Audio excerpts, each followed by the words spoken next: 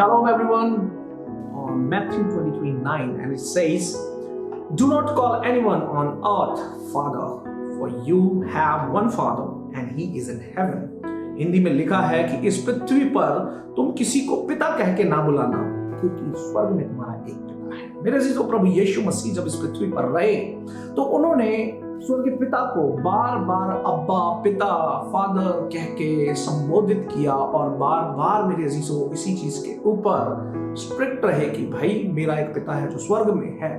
अब मेरा सवाल ये है कि आज जब मिनिस्ट्रीज में एक बड़ा प्रचलित काम चल रहा है कि जहां पर पासवान को, अपोस्टल को, प्रॉफिट को पापा जी या फादर साहब, व्हाटएवर वी आर स्पीकिंग, ये सब कहा जा रहा है, तो क्या ये बिब्लिकल है या ये नॉन बिब्लिकल है? अब बहुत सारे इस जगह पर हवाला देते हैं, स्पिरिचुअल सन्स जो हैं वो अपने स्पिरिचुअल फादर को फादर कह के बुला सकते हैं। ओके, कि ऐसा हो सकता है, लेकिन मेरा सवाल है कि फिर आज से यदि 10 साल पहले तक देखें तो congregation of Roman Catholic churches were calling their priest as father. बहुत सारे लोगों को इसी चीज से दिक्कत रही है और बहुत सारे लोग इसी चीज से, भाई ये फादर का टाइटल क्यों देना, वचन में तो ऐसा लिखा है। लेकिन आज ठीक 10-15 साल जब निकल गए हैं, इन 10 से 15 सालों के बीच में हम कोई अपोस्टल है, पास्टर है, फादर है, उसको हम फादर कह के, पिता कह के संबोधित करते हैं। अब इसका बहुत सारे लोग व्याख्या देते हैं कि भाई फादर इसलिए नहीं कहना क्योंकि वो तुम्हारे ऊपर जो प्रभुता करने वाला पिता है वो सिर्फ परमेश्वर, उसके अलावा कोई और नहीं है। लेकिन मेरे अजीजों, सवाल ये है कि क्या इसकी आवश्यकता है?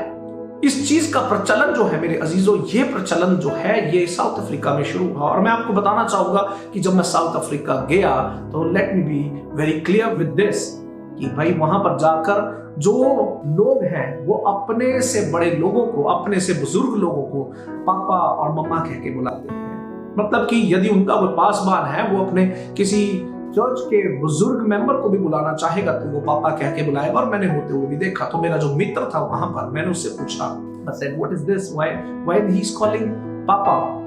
क्या वो उसका पिता है?" तो उसने कहा नहीं, ऐसा नहीं है, but we give respect. So it is a respect factor what they are giving, but that thing has bought into India and specially in Punjab. अब पंजाब में क्या है, पंजाब में इस चीज को प्रचलित किया गया स्पेशली उन लोगों के लिए जिन लोगों ने साउथ अफ्रीकन पास्टर्स को या साउथ अफ्रीकन बेल्ट से आने वाली शिक्षाओं को जब अपनाया है तो उन्होंने उनको पापा कहना शुरू कर दिया, मम्मा कहना शुरू कर दिया। अब इसमें बहुत सारे सवाल खड़े होते हैं। Does the people who are called as father and mother they know the parenthood? और सवाल यह है कि वो उनको पेरेंटहुड कैसे पता लगेगी, जबकि उनमें से किसी को जब तक वो बायोलॉजिकली फादर या मदर नहीं बने हैं तो वो किस प्रकार से फादर या मदर कहला सकते हैं। अभी रिसेंटली एक प्रभु के दास की, बड़े प्रसिद्ध दास हैं, उनकी शादी हुई तो उनकी जो पत्नी है अभी खुद मां नहीं बनी, नई शादी हुई है उनकी, तो उनकी कलीसिया के लोग बहुत खुश थे। उन्होंने फेसबुक पूरा भर दिया, इंस्टाग्राम भर दिया कि wow we have got our mama, we have got our mama. तो भाई बगैर ममता के मम्मा नहीं आ सकती, ये मैं आपको बताना चाहूंगा। और दूसरी बात ये है, मैं मानता हूं कि आप लोग प्रभुता नहीं कर रहे हैं, जो लोग भी अपने आप को पापा मम्मा कहलवा रहे हैं, but the word says very clear, it says do not call anyone on earth the father cause you have one and that is in the haven. परमेश्वर ने साफ साफ इस बात को रखा है कि भाई स्वर्ग में मैं हूं और मैं तुम्हारा पिता हूं। पिता, ये उस पिता की बात कर रहा है जो प्रभुता करता है, जो अपने बच्चों के लिए केयर करता है। और फिर इन्हीं चर्चेस में से बहुत सारे चर्चेस हैं जो कि अपनी कलीसियाओं के लोगों को, अपने फॉलोअर्स को यूं ही तकलीफों में भी छोड़ देते हैं। तो फिर क्या सत्य में वो लोग पापा या मम्मा कहलाने के योग्य है? तो ये सवाल है जीवन के एक एग्जाम्पल से कि कुछ सालों पहले मैं भी किसी मेंटरशिप में था, तो उस मेंटरशिप में जिस प्रभु के दास के अधीन में मैं था, उनसे मैं शिक्षा ले रहा था और उनको मैं प्रॉफिट कह के संबोधित करता था। And one day he said कि बेनी, अब समय आ गया है कि तुम मुझे पापा कह के बुलाओ। I said why it is like, he said God has send me.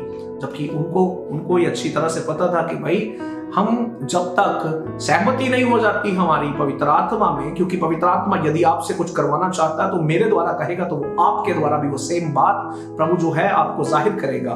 तो जब दोनों पर सहमति नहीं हुई तो मैंने कहा जी मैं आपको ऐसे नहीं कह सकता हूं। And I knew it because उनको मैं पर्सनली जानता था, and I knew that this South African fever has got on to him and he was saying like this, call me papa. Now everyone going there are calling him papa. और भी जो दूसरे पास बाने उनको पापा कह के बुलाया जा रहा है। हमें कोई तकलीफ नहीं, आप बुलाएं, लेकिन ये उन लोगों के लिए है जो लोग सत्य पर चलना चाहते हैं, सत्य शिक्षा को जानना चाहते हैं। पापा कहने से कोई पापा नहीं बन सकता। बड़ा मुश्किल है मेरे अजीजों किसी और का बाप बन के रहना, किसी और की माँ बन के रहना। आपको आवश्यकता है ये समझने की, पहले बायोलॉजिकली समझिए। यहाँ पर ऐसे ऐसे लोग हैं जो अपने घरों में लड़कर बैठे हैं, अपने घरों में उनके कलेश चल रहा है, अपने माता पिता को वो रिस्पेक्ट नहीं दे रहे हैं, अपने सास ससुर को रिस्पेक्ट नहीं दे रहे हैं, लेकिन एक पासवान को पापा कह के उनकी पूरी पूरी इज्जत देते हैं। तो क्या ये, आप बताइए, क्या ये इक्वल है? जब आप अपने बायोलॉजिकल पेरेंट्स को इज्जत नहीं दे सकते तो भाई किसी और को पापा कह के आप कौन से झंडे गाड़ रहे हैं? फिर दूसरी बात, एक पासवान की पत्नी है, उनको एक प्रभु की बेटी ने फोन किया। उसने कहा कि सिस्टर जी मैं आपसे एक बात करना चाहती हूँ। She said just sister ji, and she said don't you know what you are talking with me? क्या आपको पता नहीं है कि मैं कौन हूँ? क्या आपको आपके चर्च में कुछ नहीं सिखाया जाता है?